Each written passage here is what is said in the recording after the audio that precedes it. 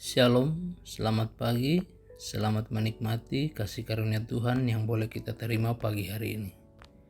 Sebelum kita menjalani aktivitas kita hari ini, marilah kita bersama-sama membaca dan merenungkan firman Tuhan melalui sapaan pagi Rehat 30 April 2024. Pertolongan kita adalah dalam nama Tuhan yang menjadikan langit dan bumi. Salam kepada kita sekalian dari segala orang kudus, kasih karunia dari Tuhan Yesus Kristus menyertai kita sekalian. Sebelum kita membaca firman Tuhan, marilah kita berdoa. Bapa kami yang bertahta di dalam kerajaan sorga, dikuduskanlah namamu.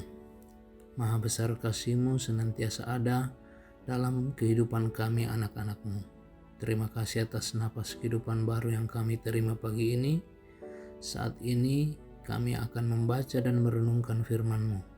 Tuntun dan sertai kami dengan kuasa Roh Kudus-Mu, agar firman yang kami baca ini dapat kami mengerti dan dapat tumbuh serta berbuah lebat dalam kehidupan kami. Inilah doa kami yang kami bawa di dalam anak-Mu Yesus Kristus, itulah Tuhan dan Juru Selamat kami yang hidup. Amin. Firman Tuhan yang akan kita baca pagi ini terambil dari Galatia 5 ayat 16-26. Ayatnya yang ke-21 sampai 23 berbunyi, kedengkian, kemabukan, pesta pora dan sebagainya. Terhadap semuanya itu kuperingatkan kamu seperti yang telah kubuat dahulu, bahwa barang siapa melakukan hal-hal yang demikian, ia tidak akan mendapat bagian dalam kerajaan Allah. Tetapi buah roh ialah kasih, sukacita, damai sejahtera, kesabaran, kemurahan, kebaikan, kesetiaan, kelemah lembutan, penguasaan diri. Tidak ada hukum yang menentang hal-hal itu. Amin. Yang menjadi tema bacaan kita pagi ini diberi judul Hanya oleh Roh, lan basa Torayanna belanna pena masal. Ada teka-teki orang Toraja demikian. Misa ku kataku, dak dua tangku kataku. Atau arti lainnya, satu saya takuti, dua saya tidak takuti. Sikap kompromi bahkan sinkretistik rasanya memang lebih aman dan enak. Dalam hal keyakinan dan pandangan hidup, sejatinya kita berpegang dan setia pada satu jalan saja. Hal itu berbeda dengan perspektif atau sudut pandang yang bisa dicampurkan atau sintetis.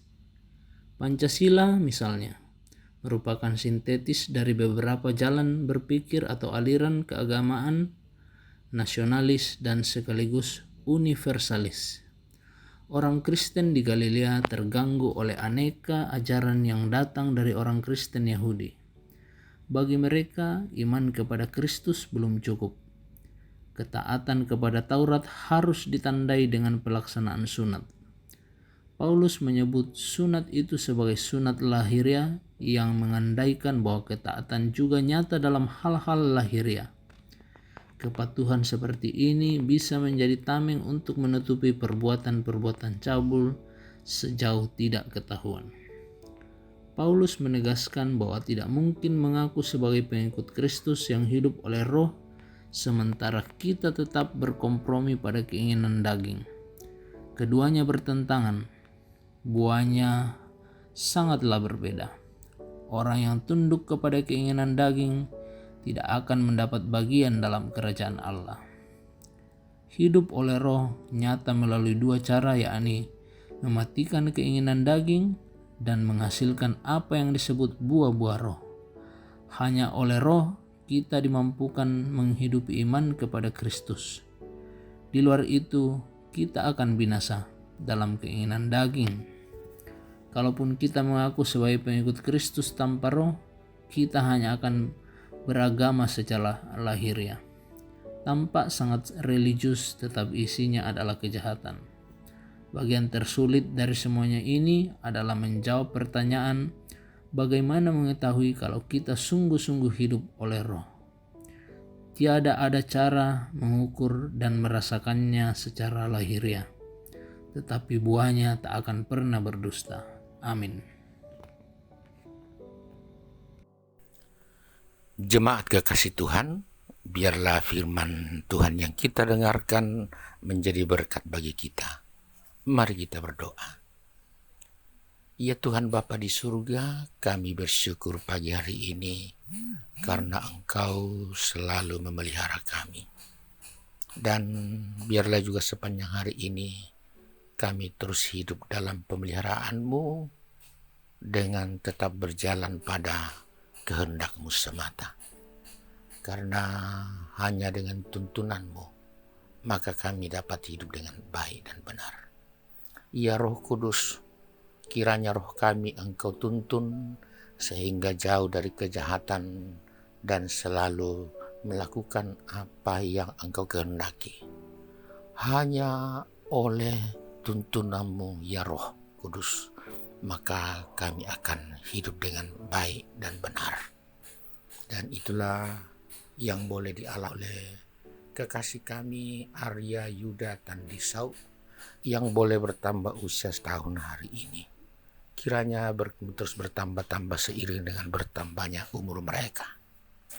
Ya Allah Roh Kudus, tuntun kami hari ini dalam berbagai perjuangan yang kami lakukan, melalui pekerjaan-pekerjaan demi kehidupan hari esok, melalui usaha-usaha demi masa depan.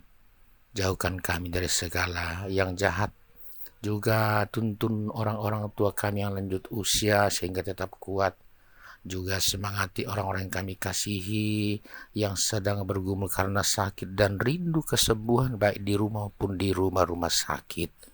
Juga keluarga kami dimanapun berada, kiranya selalu Engkau tuntun.